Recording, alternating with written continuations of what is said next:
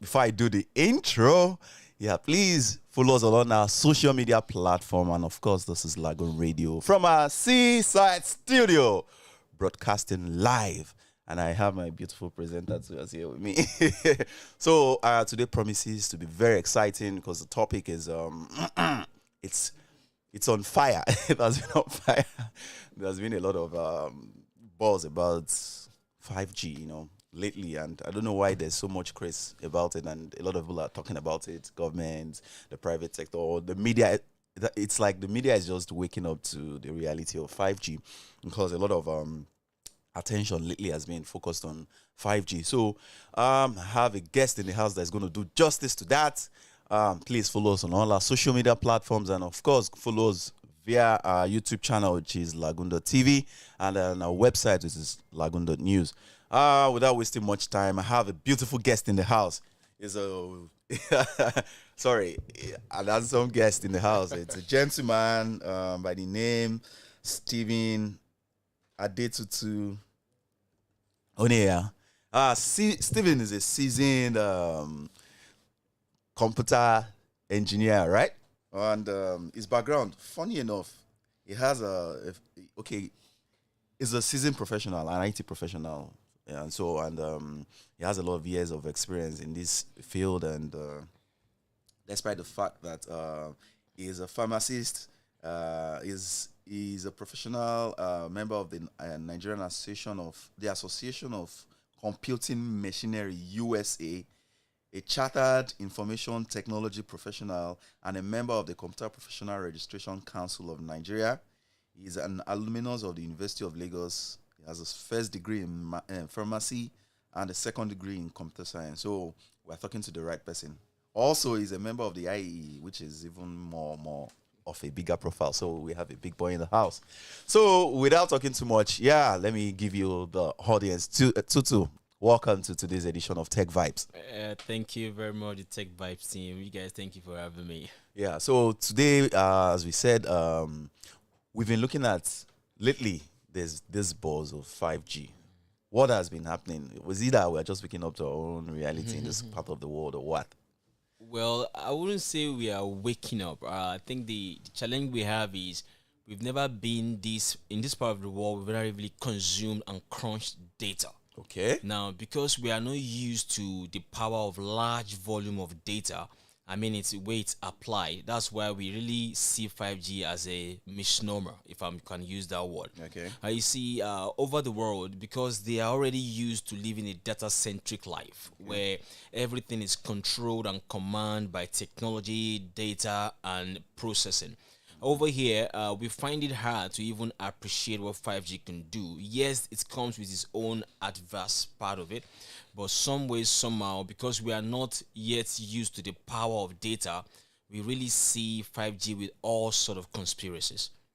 Okay. So there's this buzz. I don't want to go into that, but we'll eventually talk about it later. Right. The conspiracy theory that 5G is going to smoke us out. It's gonna, so many stories about it. Yeah, that's why you're here to throw more light on that and to give us real information, real-time information. Yeah.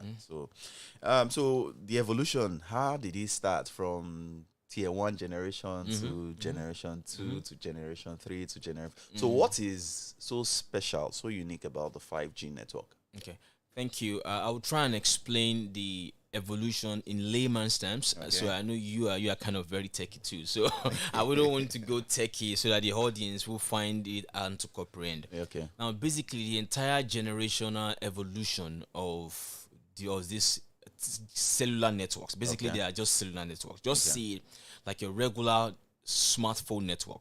Now, the only way I can explain it in the basis so they understand. So when I'm building another layer of information on it, they will understand what I'm trying to communicate. Okay. The way we came from the Nokia 3310, we moved into the Samsung Torchlight. Exactly. Those of us that migrated from. And now we are in the iPhone era where it is Samsung S21. We are, you see the way those devices go advanced. Okay. The difference between those devices, one is the operating systems, the processors, the ability to store more data. Basically, it's the ability to help you process data faster and help you access more on the network. So basically, that's what it gave you. Now, during this cellular evolution, what you are basically getting is you are getting better processing, better data in transit, better access to networking devices and IoT and like. Now, that's the power of the evolution. Now, when the whole way we've been evolving from third generation to fourth generation, we maxed fourth generation with the LTE, then we moved into the 5G. I'm trying not to be technical here. Now, 5G is just another cellular network that has a higher volume of data processing, a higher volume, a higher level of security too. I must be frank with that, though it comes with its own side effects too. But basically, it's more of an advanced form of cellular network that allow you get more data in real time. Let's say, for example, there's one thing we call latency, which is a very powerful selling point of the 5G. Now, I've tried to define the latency in the layman's time in several workshops. You know, when an aeroplane is about to take off, there's this period where they must glide gently and they have slow and before they take off eventually. Now, imagine yourself, some aeroplane might do that for 2, 3, 4, 5 minutes before they can take off. Now, imagine the power of a low, that's what we call latency in technology. The time data takes to move from data at rest to data in transit, for it to move from a state of rest on a device to being transmitted. That small lag is what we call latency. 5G reduces that latency. Take, for example, an aeroplane that will glide for 5 minutes before taking off, now gliding for just 30 seconds and move. Now, you see, you've reduced a particular time. That's what we call reduction in latency. Now, 5G gives you that in real time. It helps you process data faster. It helps you get access to larger volume of data. To be frank, I hope when we are talking, we'll get to disadvantages because there's nothing that comes with that. Exactly. No, we'll get to that point. So, thank you, Tutu, for giving us like an elaborate insights in this field. So, like we'll naturally go towards the disadvantages, and of course, it has its own challenges. But what is the government stance when it comes to issuing licenses? What's the position of the government in regards to 5G? Okay, I want you to know the government have this passion for a data digitalized Nigeria. They have the passion for it. They want to see it happen. Well, for someone like me, I have had 17 years of expertise in the industry. I completely don't agree with some of their policies. I'm sure when we get to that, we'll talk about it. But if I was to rate them as a person with a passion to see a Nigeria that is digitalized, I would raise them 8 of 10 because they are really moving fast and trying to catch up. Now, we cannot expect governance is not just a local event. Governance is a global event. You are competing against global governance forces. And yes, some of our adoption sense with 5G locally we might not be ready for it as individuals now, but the government does not necessarily have to wait for us, because or else they will miss out in what I call the industry 4.0, which is the next form of industrialization that is coming. It's going to be powered by IoT, it's going to be powered by data, it's going to be powered by speed of the internet. But does all these things the government are doing improve our digital quality of life? It is no. So that's my position. So but like you've rightly mentioned, you see, are we really ready for 5G in this country? Because with the way, let me just break that a little. Are we really ready in terms of infrastructure? In terms of, because I know this thing is very expensive to put in place. You know, laying your fiber optics. You know, so I know, I understand the cost that is attached to it. So are we really ready as a nation? Like in terms of like you rightly mentioned, the policies that's giving fair play for the industry, the players who want to come into that space. Because I understand that it's very expensive, and I know how it takes, you know, even deploying just 4G, I know what it was like, you know, on our roads, you know, every day you see people, you know, trying to lay certain pipes and, you know. So what is, because I know, at some point, some of the states were not, like they were giving billings to the companies who were trying to lay those optics, those fibers along the road. Then the federal government itself on its own is like trying to superimpose. So what has been the challenge when it comes to, you know, this in terms of policy, in terms of repositioning, in terms of infrastructure as a country, if we're really ready for this? I'm very happy you actually mentioned that word, infrastructure. When you talk about readiness for technology at large, not even just 5G now. Okay. There are two aspects of the readiness. The first is the readiness in terms of infrastructure, like you said, and the second is the readiness in terms of application. How do you apply that technology you are bringing in? Okay. And infrastructure is, are you ready to adopt it? Yes, we are ready to adopt 5G in terms of infrastructure. At the moment, you know, we've not even started applying 5G. We all know we just auctioned the spectrum. Now we're at a stage where, yes, we are beginning to put the infrastructures in place. Now, the readiness for infrastructure is stage one. So I would want to conclude and confirm that we are more than ready for 5G infrastructure in Nigeria. Because the later we wait, the more we wait, the faster Industry 4.0 will bypass us. We've lost that in several industrial revolutions. Yes, some we were under colonization, some we were not at advance, but this one we are positioned to join this race for Industry 4.0. For the infrastructure is the first stage. Now the second part is the application of 5G. This is where I am of the opinion that we are not completely ready. If you had asked me about a month ago, I would have said we are not ready at all. I won't even use completely ready. The reason why I'm now beginning to tilt towards maybe we are getting close to being ready is one of the arguments I've made in the past is what is the business use case of 5G? It will come with huge investment. Now, is it we that we're going to pay for this infrastructure again? Are we the one that will suffer the cost? Because even when they start marketing it as a data sales, as a data plan, they will first market to us in Lagos, Port Harcourt, Abuja. They will even go to the rural area. So we are the ones that will end up paying more. So I saw the list here. Abuja, Calabar, Lagos, Kano, Abeokuta, and Ibadan. Exactly. So I've always been against, but now seeing the way telcos are beginning to transit from telco to techco, I'm sure you've heard that telcos are saying, okay, now, because 5G, if you want to get maximum benefit from 5G, you need to have business use cases that is beyond just selling data. It has to be beyond selling data. Now, the only logical way that is beginning to let me see that our infrastructure will be applied, at least to an extent, correctly, is when they start transiting from being telcos to techcos. Now, we are no longer a telecommunication company, basically. We're now a technology company. MTN have said that. They've transited. We're no longer telecommunication. We're now a technology company. Now, the reason is they are going to now build products around their 5G infrastructure that we can all use across the country. But that still doesn't mean there's still not some things that, because I am of the opinion, the competing ecosystem, just like you introduced me, I like to tell people I'm first and foremost a computer scientist before I'm even a technology expert. Because I love to let people know the hierarchy of technology. Everything we are all benefiting today starts from computer science. But eventually we evolved into specialties. We started, but I love to be, I have a degree of computer science, by the way. So I love to be like computer scientist. Now, one of the things, the way I see the evolution, for me, the computing ecosystem in Nigeria is not yet harmonized. Because we have the infrastructure component, which we are developing rapidly. We have the innovational component, which we are developing rapidly. But we have the people component, where our computer scientists in our institutions are lagging in terms of the quality of education. And we are doing nothing. We have the service component, where we have IT companies that are providing service-based technology services, not innovation now, but they are being deprived by the policies of the government.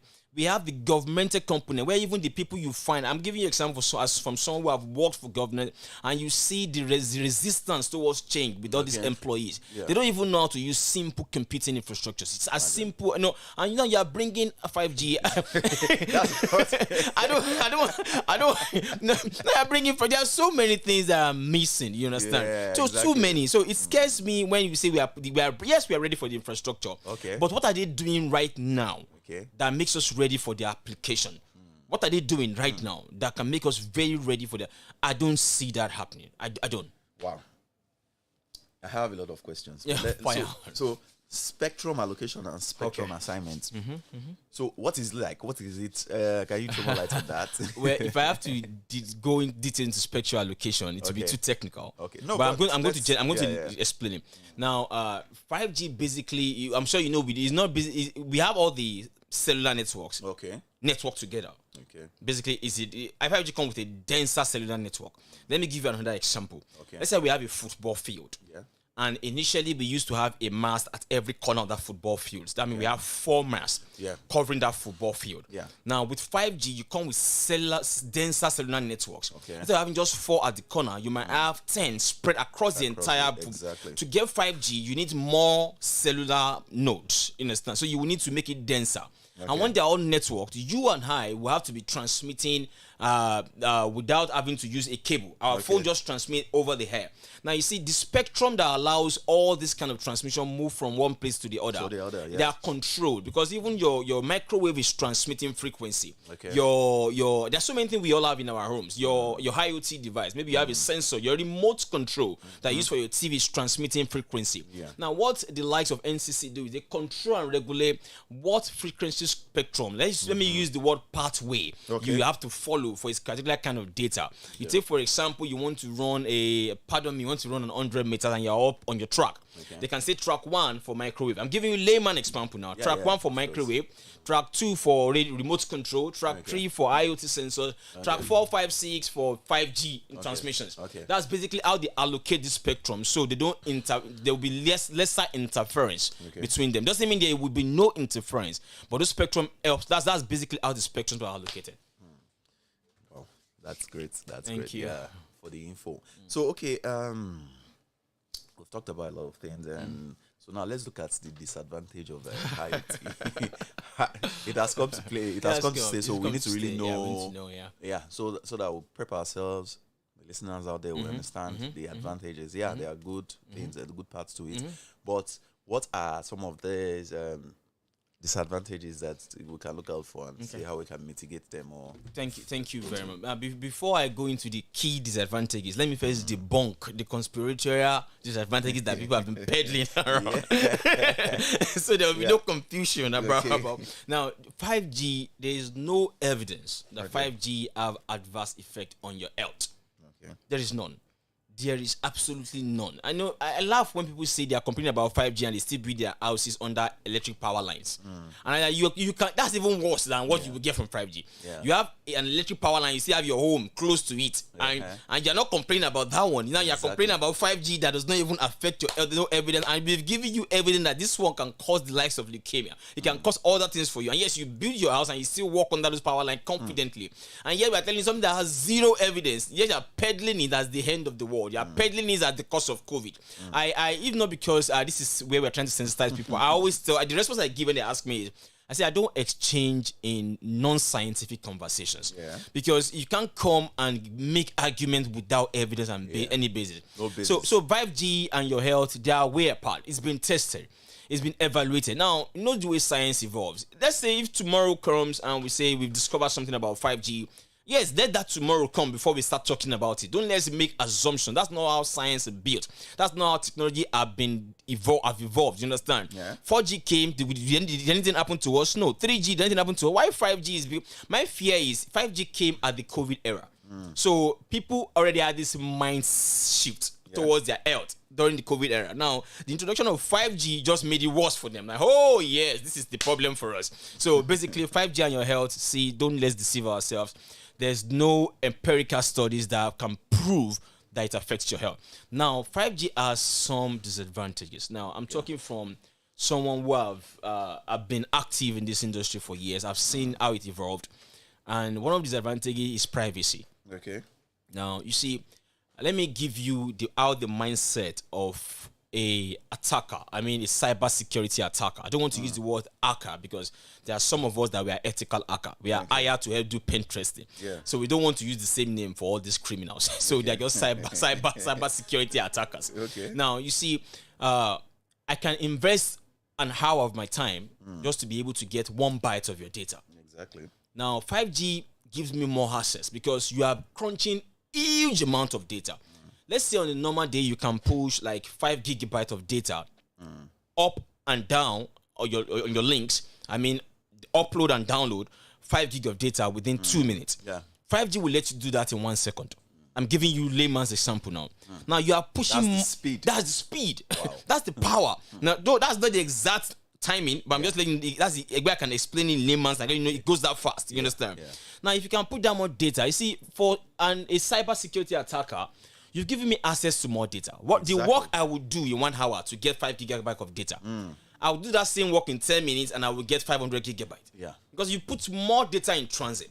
So one of the challenges you will have are not really from the infrastructure angle, because some of these devices they will be deployed actually come more secured. They're not even from the policy angle. They're from the people readiness. Now I was telling you from the application. Yeah. Currently, a typical Nigerian does not even know the basic security tips to make sure they are secured. Yeah. They don't even know the basic security tips to make sure they are secured. Now, you are giving us more data access. I mean, I'm just going to come. I can wipe your entire phone with the 3 days investment in hacking. Wow. You know, and your data I cloned on my phone. Yeah. You know, even myself, with what I do, I find my hacking attempt on myself on a daily basis, maybe because of the nature of my work, and people think they are going to get some dollars from my computer, which they are wasting their time. You know, so you can now imagine the layman on the street, how much data they can just be harvesting from everybody. And that's the fear I have. I say you don't go ahead and apply 5G without sensitizing everybody. We need this level of massive sensitization and orientation of the pros and cons. Even people don't even know the benefit till date, except that I don't like what the policymakers are saying about the benefit.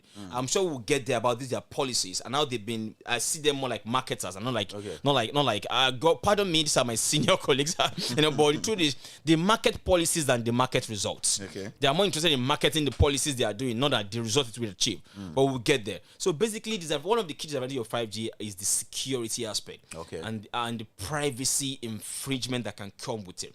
You see, data is tomorrow for us. Whether we like it or not, our tomorrow, our future is going to be data driven.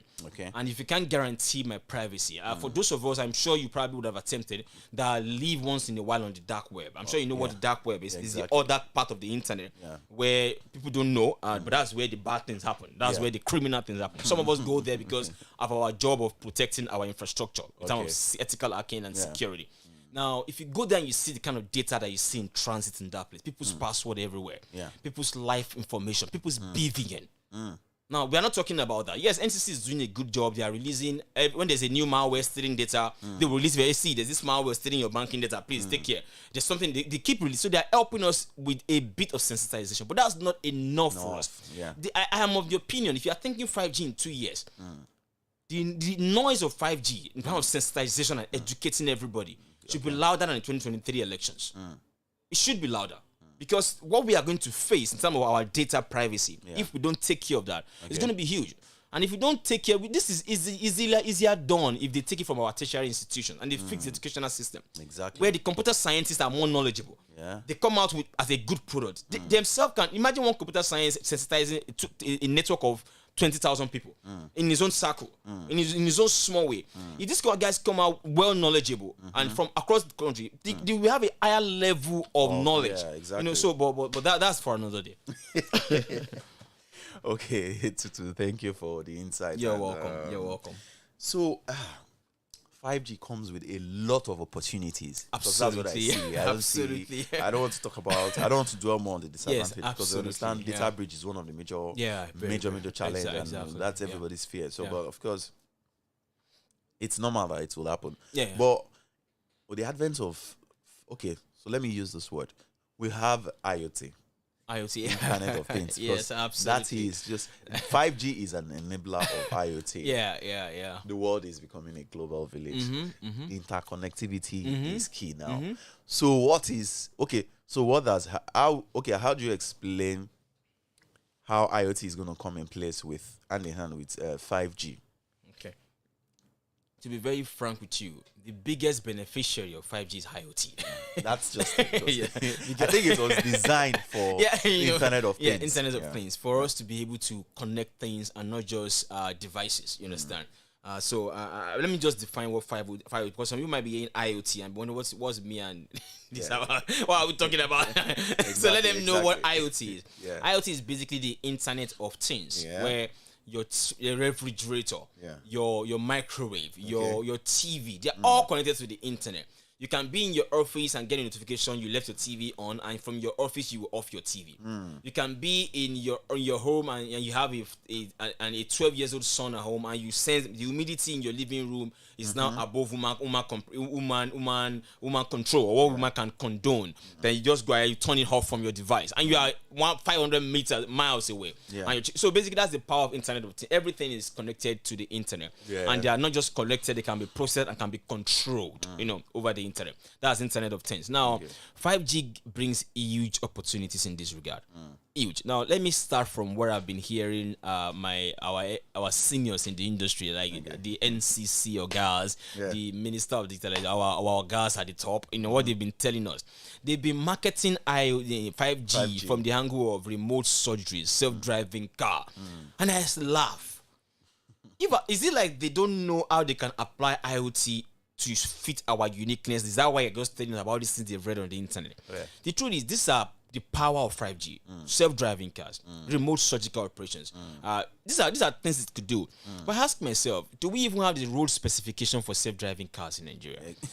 Because I don't understand. When you are marketing that, someone like me just sit and say, Jesus Christ, market 5G in a way that if we can reason with what you are marketing, Nigerians will embrace it more. Exactly. But we're not embracing it because what they are telling us it can do, people don't relate with it. They're telling us to do remote surgery. When even our hospital are still using paper documents, they don't even have digitized records. I'm telling you. Most of the go to government hospitals, they will be right. There are people out there, they don't even have record. Nothing is digitized. Very few are digitized in those places. And you're now talking remote surgical operations, where even some, pardon me, I don't mean any disrespect. Some of these experts can't even use advanced technology. They're the ones that will come and do remote operation. No, so when you market it in Nigeria, typical Nigerian is not connecting. They're not connected. What you are saying does not make sense to them. So that's why they are not appreciating 5G. But 5G can do all this and much more. Now, if you look at how IoT can be applied to 5G, I'm just going to give you some simple examples. Okay. You understand? And now, let's say, for example, basically we all have our vehicles. There are auto-diagnosis systems that will give you a notification alert on your phone when your car is having issues. If you tell me that I can drive my car, when something is about to go, I'll get a notification on my app and tell you, click this, click that, give me the full diagnosis and give you the number of the mechanic to call. If you build such solutions on using IoT that's connected to my vehicle, connected to my phone, my mechanic can relate with it, and 5G is powering it, trust me, I love 5G for that. I'm giving you another example. If you give me solutions like I have a grandma at home and she's prone to falling down and I need to go to work, but I can set up a motion sensor in my home with IoT. And when she falls or she's about to fall, Mama is on the floor and I will see Mama on video. Mama, please call neighbor, I beg, let me carry Mama up. I relate to it. You're giving me IoT applications that apply to my day-to-day life. Don't tell me remote surgery and self-driving cars. Because I want so what I'm saying in essence is IoT opportunities, Internet of Things in collaboration with 5G, the opportunities are endless. They can go on and so there is no boundary to how far we can go with IoT. But you see, in this country, if we don't fix it, I tell people when I've been hearing digitalization as a word in Nigeria, it's now become a political strategy for me, where they use that word to make us feel they know technology and they're trying to use technology. Exactly. I hear it a lot, and the fear I have with the whole concept of digitalization is, how do you digitalize when the people does not have the capacity to absorb it? Because it fears me when a typical computer scientist that is graduate after spending years of study on computing, for goodness sake, comes out and still can't do anything. I'm telling you from someone who I've interviewed and tried to hire a lot. Now, it's not their fault. They have the capacity as young undergraduates. But have you fixed the educational system so that they can be imparted with quality knowledge? Now, when you're saying all this, put up the infrastructures. What will we end up with a country where they will bring in experts from across the world to come and help us? We are still going to be under their control. I don't want to use the word neo-colonization. I know you're going to say that. But that's the truth. That's the truth. I don't want to say that. But the truth is, we are going to end up in this cycle where when this whole thing becomes implemented, it won't be we Nigerians that are adopting it. So I've been in the industry. I know some of us have the capacity. But the truth is, how many can you have to bring in expertise. You have to bring in all these young professionals from across the world to come and help us again. To come and help us do what we could normally do if only you have fixed our educational system. When we have the pool. We have the pool of talent. I do not know what our talents now do because they now see the cycle. You see, for a typical young Nigerian that have grown in computing, is no longer interested in serving in this country. He wants to exit and go and work in a country overseas. Yeah, exactly. That's the interest because you are not given opportunity, so they feel you. I mean, and I'm sure you've been in this industry. Yes. The ones that knows the job, they learn on their own. Yes, now. It wasn't from school. Yeah, self-taught. And I have a team. I'm sure you didn't introduce me as the founder and CEO of Soft City Group. Yeah. So I'm doing some marketing now. Now we are currently in about 4 countries. Okay. We are in US. We have an entity in US, in South Africa. We're in India, and I've interviewed guys that are not even graduated. I'm telling you, from Pakistan, from India, from UK, from US, and they are young undergraduate. And what they tell me about technology, I'm like, oh my God, where did you learn all this? He said, I learned it from school. I'll be like, oh my God, my boys here are still on COBOL and Fortran. And Fortran. Sorry, this is a programming language. So I'm Pascal. So we are still here on that level. Wow. And these guys will be talking. I'll be like, you learned this while you were a student. You are hired.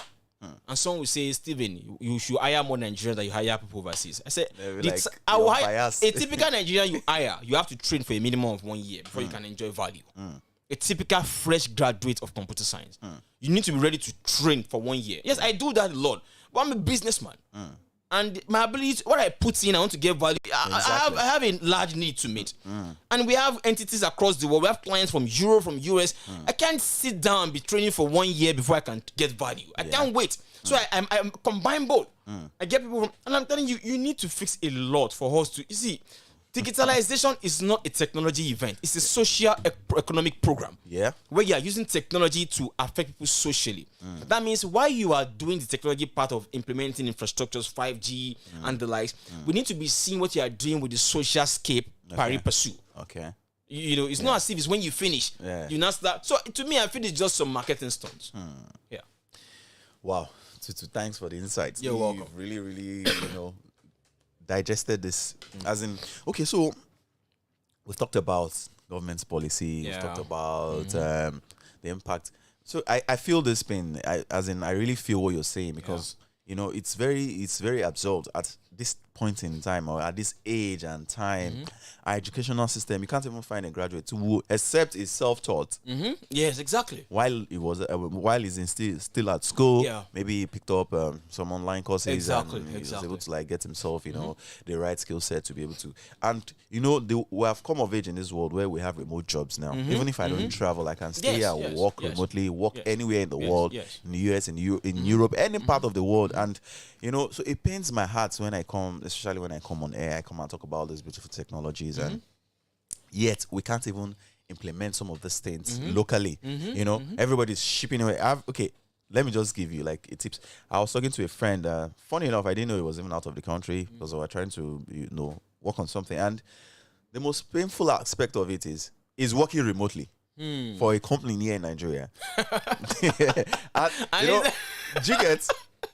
I spoke to another person, a friend of mine, same old story. A lot of their staff, developers in-house are thinking of, in fact, a lot of them were trying to move at a particular time.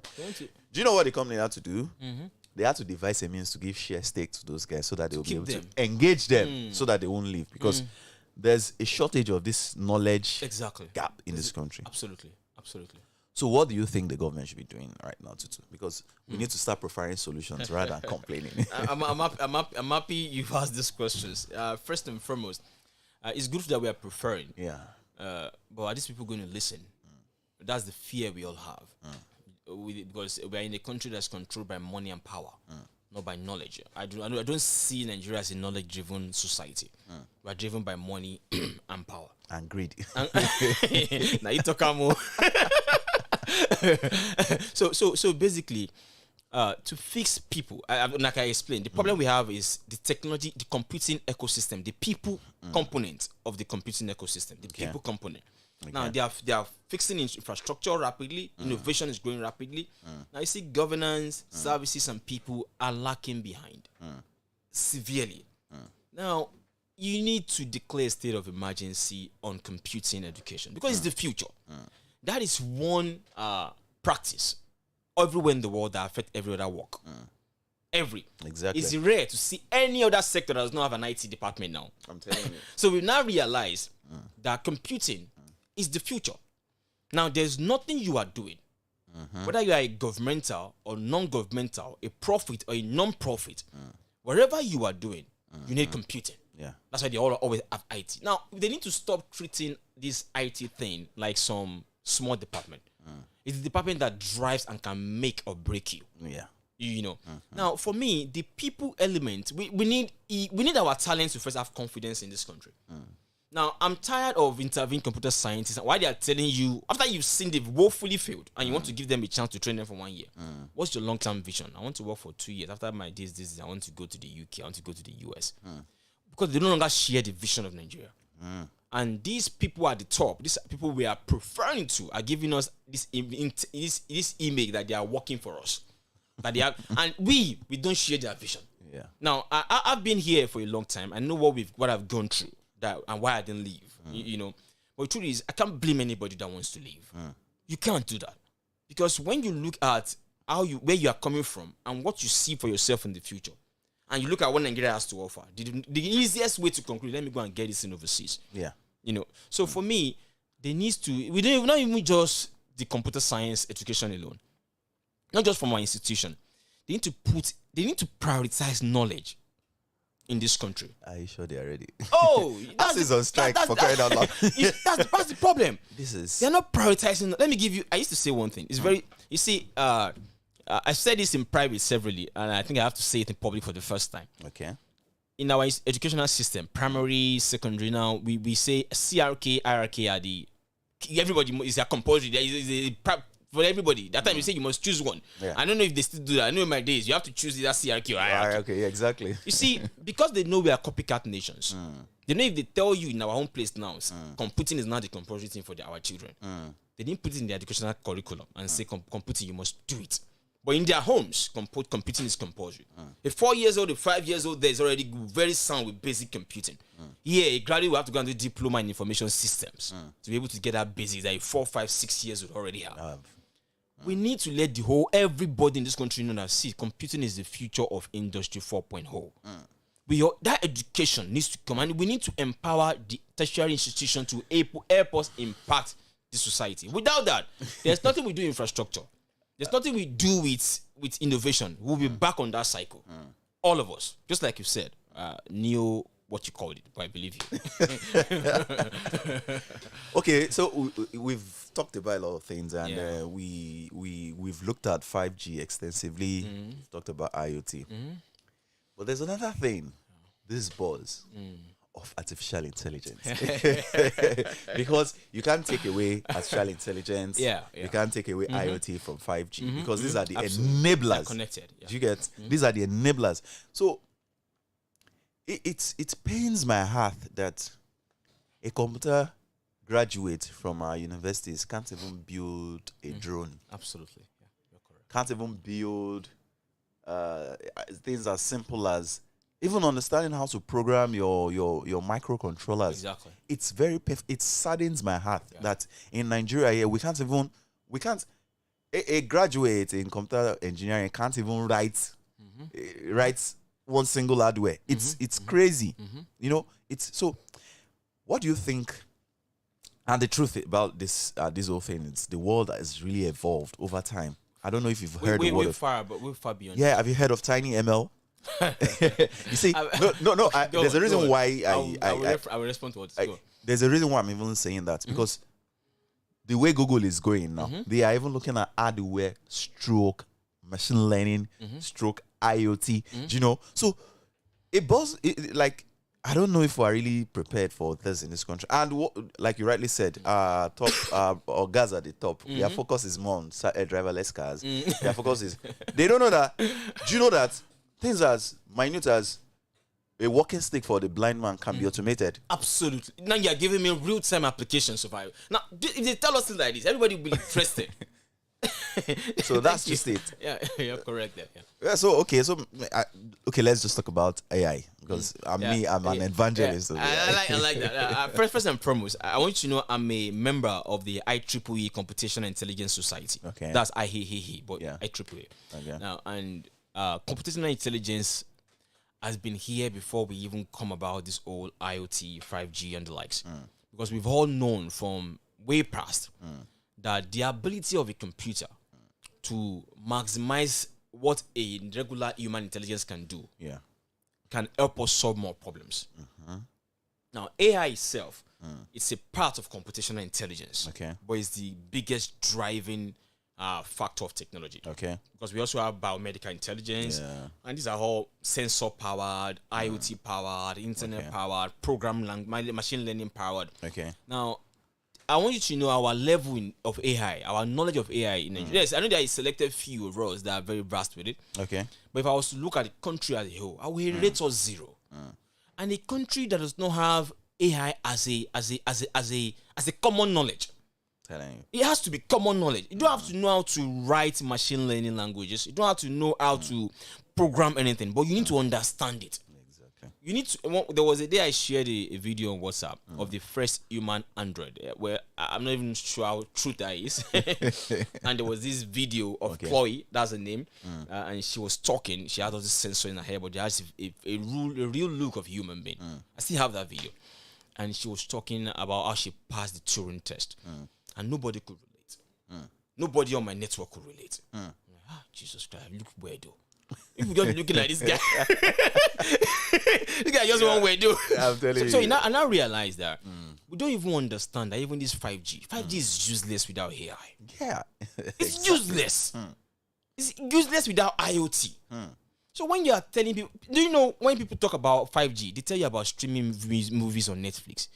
You will be watching your own future on Netflix until that future catch up with you. That's serious. Because that they will tell you will stream movie faster. You will be able to download faster games, 3D gaming. You will sit down and be playing game on a gaming console when the world will end, and you still be there playing game because you were not part of that revolution. So they should stop telling us all this crap about the infrastructure. We need to know what are you doing to build knowledge. Technology is driven by knowledge. One of the greatest men of technology, Steve Jobs, in mine I respect a lot, said technology is a tool in the hand of people. And it's useless as the people. Now, I'm enhancing what he said. I'm not quoting him, please. And it's as useless as the people that is holding it. So if you put technology in the hand of a garbage knowledge mindset, it will turn out garbage. You put that technology in the hands of someone who is well knowledgeable, it will turn out with good knowledge, good product. So we should stop deceiving ourselves. Nigerians need to know beyond pressing phones and watching Netflix and using Facebook that 5G and technology can do a lot more. Go to China. They are 14 years old at programming microcontrollers. They are 12 years old at programming powerful things. They are hardware definition languages. And here we are. A typical graduate is struggling with PHP, struggling with Python. And when we say we are doing 5G, I don't know what vision these people have for themselves, but it's not for the future of Nigeria. Because since yesterday, they be saying we are the future. I can't remember. I'm sure you know now. We are the future of the country. We are the future generation. We are still the future. The age group of youthfulness now keeps increasing. I used to think it was maybe 12 to 25. Now it's not age group now. 55 years old now. Youth in our country. In this country, 55 years. Wow. But we thank God. We thank God. Wow, Tutu. You know, so okay. I'm an advocate and an evangelist of repositioning our country. I'm tired of complaining. Absolutely, what most times what I do is I try to, always prefer solution. What is the way forward for Nigeria? Okay, you see, to me, it's very simple. Okay. They need to prioritize ASU. I don't know how they're going to do it. I don't know how they're going to do that. Because the only way the people can be empowered with knowledge in this country, if ASU gets what they want in terms of the quality they want to deliver as education. See, we are tired of you bringing expatriates to come and do everything we can do in this country. While the knowledge is there. Yes. What are they doing? It's not only they acquired and they practicalize it in their country before coming here. Yeah, exactly. Give these people the infrastructure to put it on our children. Let the future be able to command good knowledge. Let the future be... So all these policies fix our educational system. See, I know they've said medical, blah. See, we can manage the rest. You see that educational system, fix it. Let us produce a graduate that when that graduate is talking, you know this one a computer genius. When he's talking, you know this one a economics genius. Let our graduates command knowledge. Exactly. And ASU is tired. They've said it. And we all went to. I'm a pro of Nigerian University, and we all went there, and we don't know what we went through to survive. You know, fix us, and make us command good knowledge, and you have fixed 50% of Nigerian problem. Wow. Yeah. That's it. That's in fact, Thank Tutu, you. thank you for coming in. But I won't allow you go until see the truth about our country is we have a lot of resources. We have bright, brilliant brains. People who are so I train. I talk to people. Aside from just coding, I still engage in trying to mentor them, make impact, because it is the impact.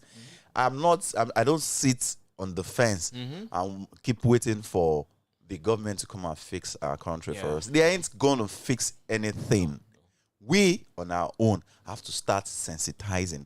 We have to start, advocating for that change that we need. We need to start repositioning the mindset of our kids, exposing them to. So once we acquire this knowledge, we expose it to them real time.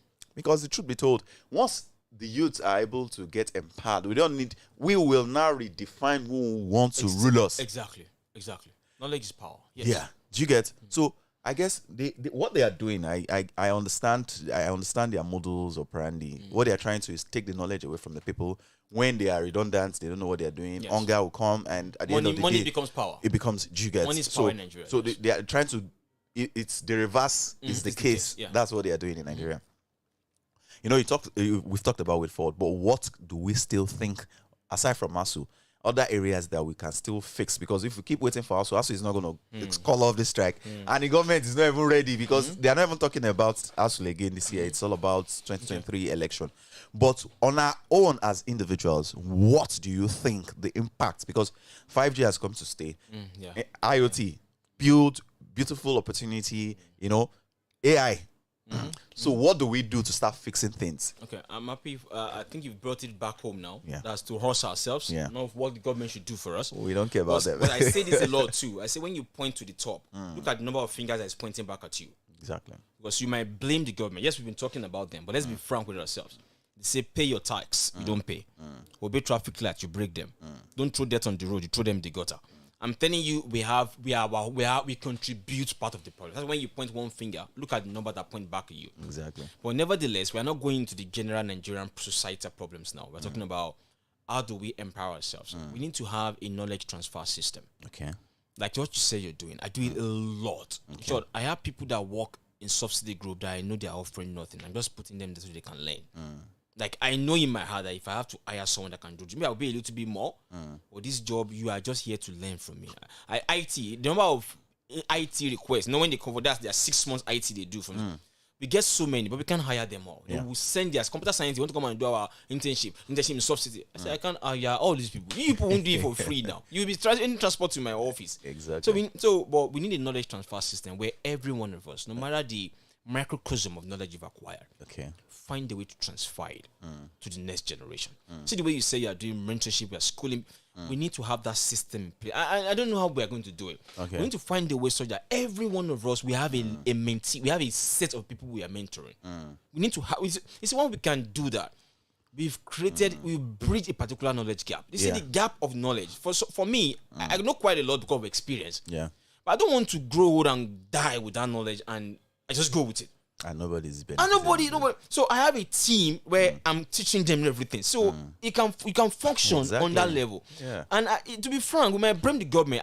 I know some technology experts in this country that they will not teach you anything. They want you to work for them for life. They want you to be their slave for life. In short, I tell people, when they say slavery in those days, they call it slave trade, not just slavery, because it was a trade. Some people will get paid in this Africa to give those slaves out. It's a trade. That's why they call it trade. The same thing is happening now. They all that knowledge so bad because they want you to be a slave to their company or a slave to them as their master for life. They don't empower you. Wow. I'm telling you the truth. And the same thing is happening in politics. That's why young people can't rule. They keep that political experience to themselves. There's no mentoring channel where there's a specific time when you can go and rule yourself after they've mentored you. Okay. The same thing with technology. That's what's happening now. Yeah. We have some people that they are colossus of knowledge. I don't want to mention them of this able seniors. I know them. They have this knowledge, but they don't want to mentor. If you can't come in as an employee and do your work and get out, they're not interested in anything you can offer them. So we need to build a system of knowledge transfer. Once we can all transfer knowledge, so that people can, starting from the basics, how to even use a smartphone well, to use it for something productive. A typical Nigerian does not use more than 20% of the capacity of a smartphone.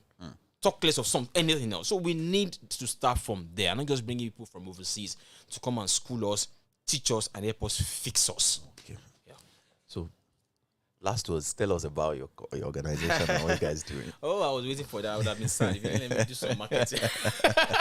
So, like you've introduced me, let me just quickly do some recap. Yeah. I'm Stephen Adetutu-Oniya. I'm the founder and CEO of Soft City Group. Okay. We like to call ourselves a one-stop technology powerhouse. By the grace of God, I've known Emmanuel for more than 9 years in this same Soft City. In Soft City. I mean Soft City. I know I've known you for almost 17 years now. But you've known Soft City for almost 9 years. Sure. Yeah. And we are 13 years old as a company today. Wow. This year, we should be moving to our 14th year very soon. Okay. Now, myself, I've been in the industry for 17 years. I was a freelancer for 4 years before founding the company 13 years ago. Okay. Now, we are a big team. We are not only in Nigeria. Okay. We're in US, South Africa, India. We are quite in Europe. Yeah.